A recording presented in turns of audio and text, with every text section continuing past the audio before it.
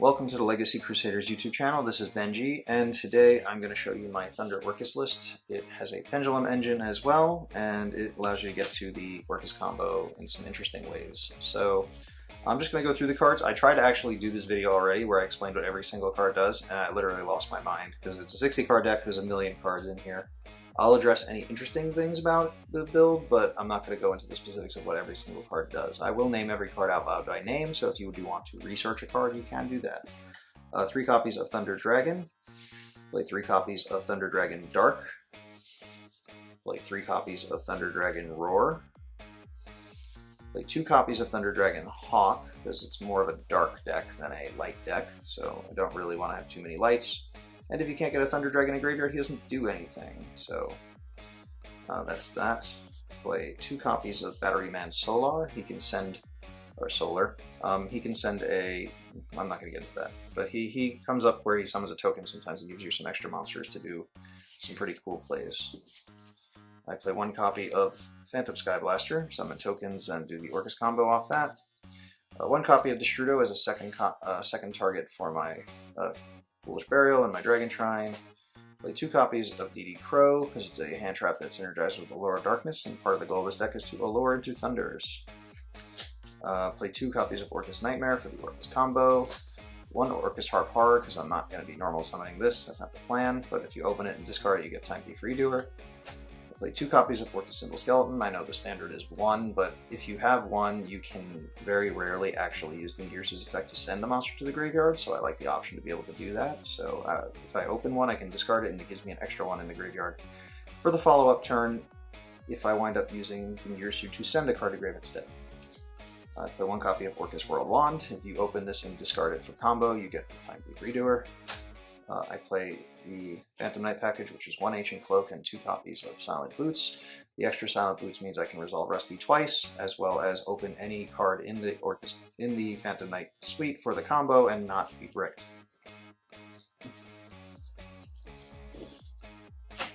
I'm playing a Pendulum Engine of 2 Dark Worm, because I'm more interested in sending it to grave than drawing it. It's not bad to draw, though.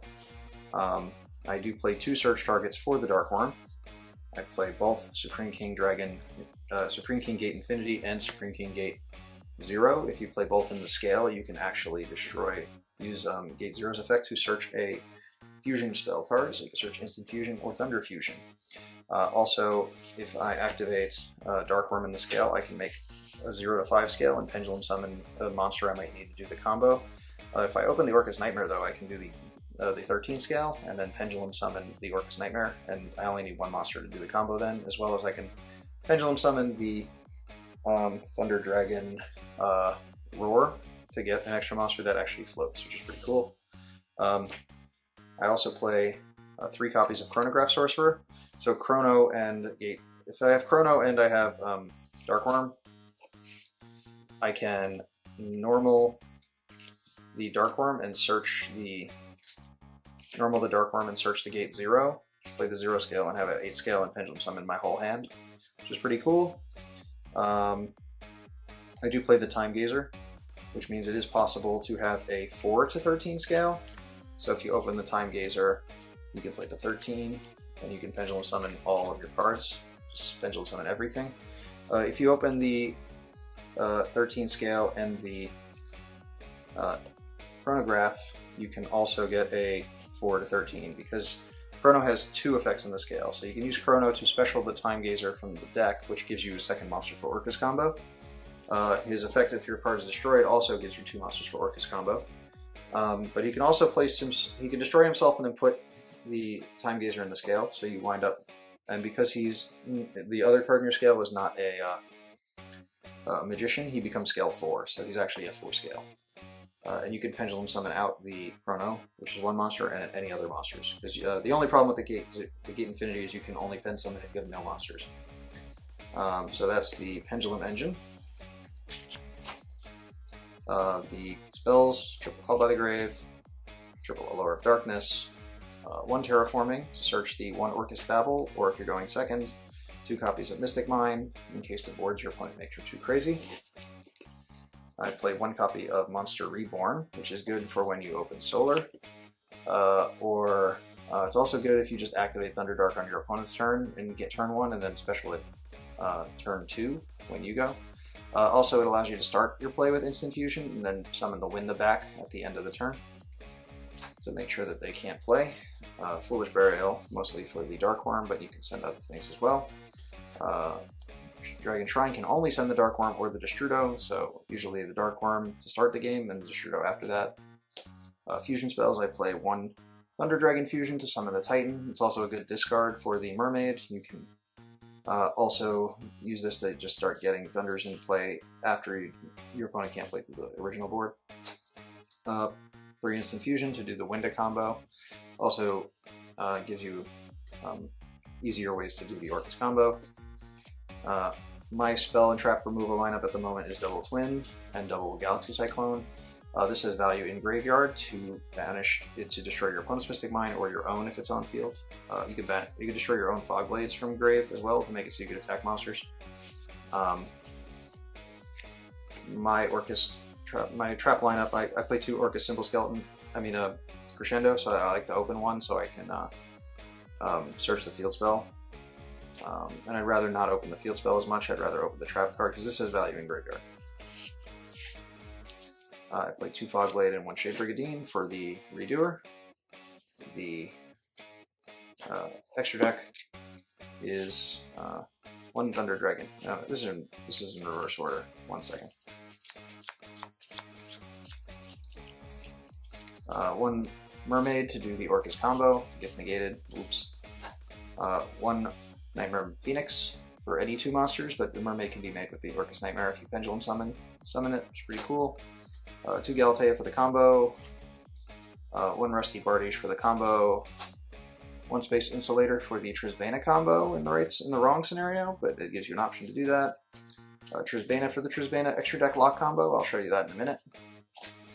1 Borrelsword Dragon for OTKs, 1 Time Thief Redoer for a good turn 1, 1 Dingirsu for the combo, 1 Thousand Eyes Restrict as a going second card with Instant Fusion, 1 Shaddoll Winda, 2 copies of Thunder Dragon Colossus, and 1 copy of Thunder Dragon Titan. Side deck's not correct at the moment because a friend of mine has my Shaddoll Fusions, but this is what I played the other day. I played 3 Lancia, which you have to play at the moment. I played 1 Electric Virus because I didn't have room. I just changed my extra deck slightly from my Infernoid Orcust list I played at Nats, so I will show that in the next video. 2 Evenly, 1 Imperial Order, 2 Anti-Spell Fragrance, 2 Metaverse, 2 Red Reboots, and 2 Forbidden Chalice for Dweller. Let me show you the combo.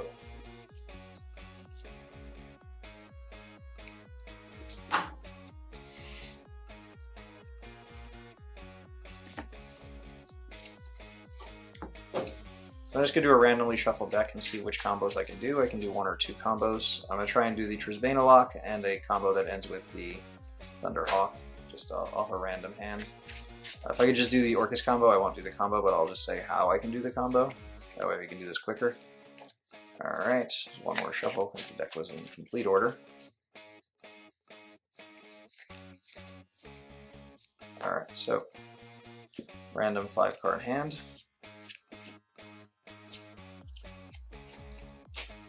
This is not Orcust combo. Obviously it's a pretty brick hand, but it does have a good going second play. If you go second, you have Mine to stop your opponent.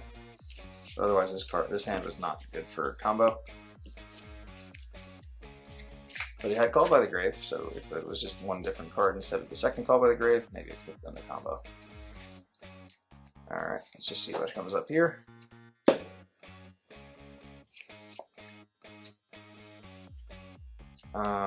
So this is combo. For a bunch of reasons, you can just send Thunderhawk to graveyard, and then discard Roar to add back the Hawk. Alternatively, you can activate Foolish Burial and send the Dark to grave and Monster Reborn it, and then tribute summon the Roar, and then the Dark will add the OG Thunder Dragon. Then you can, because you activated OG Thunder Dragon, you can go into Colossus. This will summon Dark, from deck, and that's 2 cards to do the combo. And you had the Harpar, so you can do the Redoer. Alternatively, you can just Foolish the Roar, Monster Reborn the Roar, and then normal summon the Harp. Go into Galatea, which will special the Dark. The Dark can be used for some of the links to get Hawk, and then you can end a Colossus. So yeah, we'll do that. Okay, so Foolish Burial on a Roar, even though I have Roar in hand already. So send Roar to graveyard with Foolish Burial.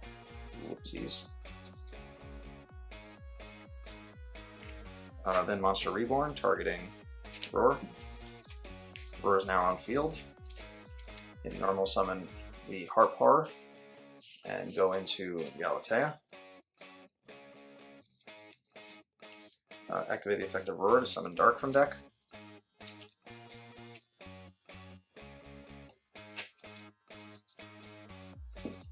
Activate Harpar to summon Sybil Skeleton.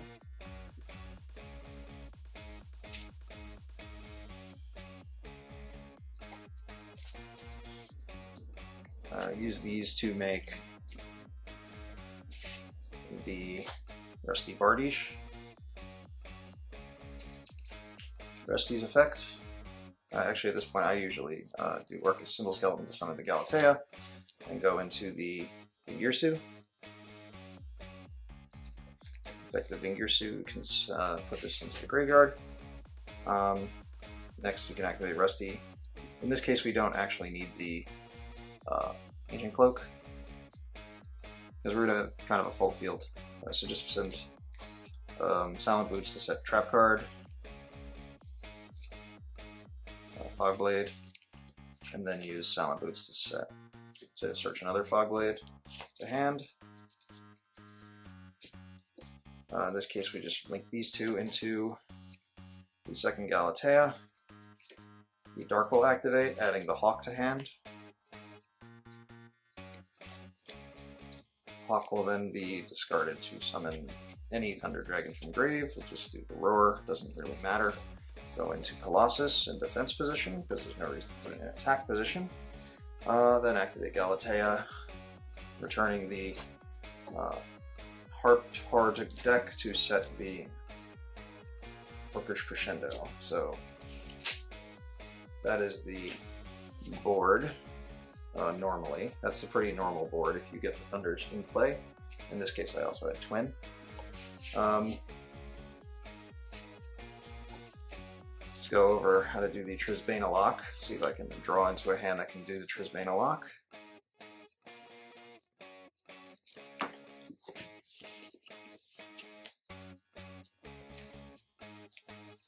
So the Trisbaena lock requires 4 monsters on field. That's all it requires, so I'll just see if I can do that with the hand I draw at random.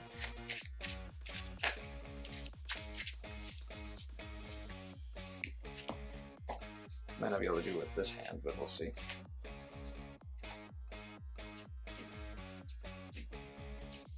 I don't know, let's allure and see what we get.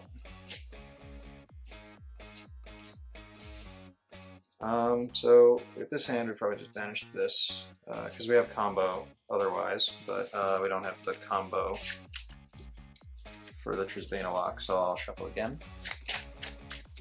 It's not hard to get 4 monsters on field. It's easier when you play Dangers. This is not a Danger deck, but it has this option.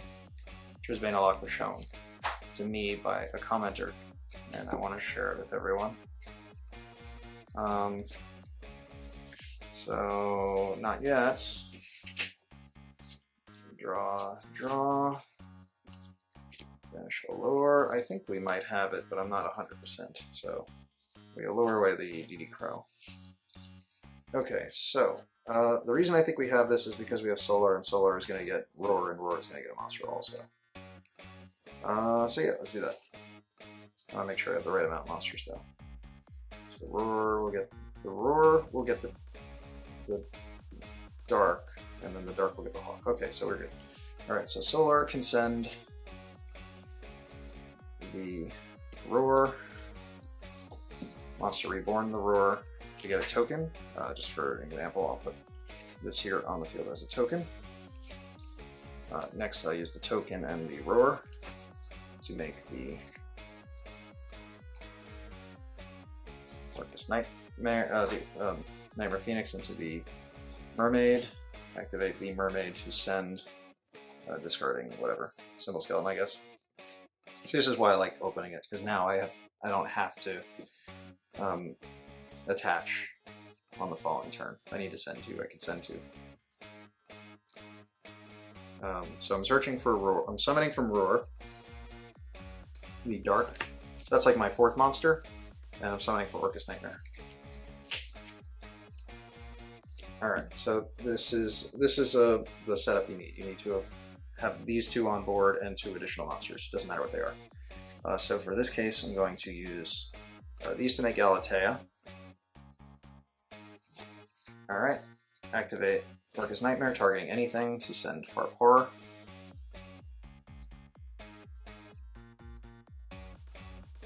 And I find Harp Horror. Right.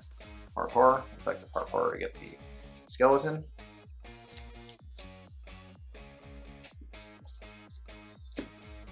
Next, these 3 monsters need to become Rusty Bardiche in this corner.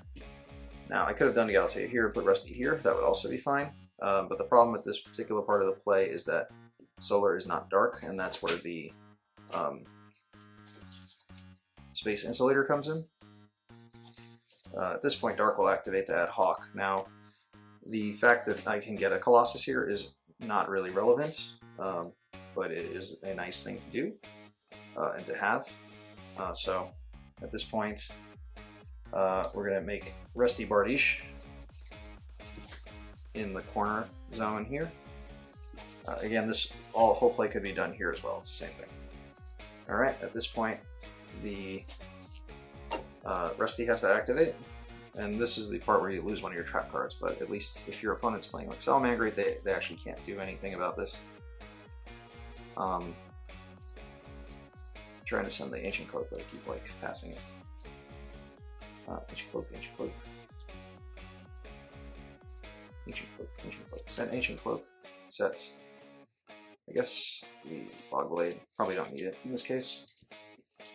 Next, this will search the Silent Boots, because you need 1 more body to complete the combo.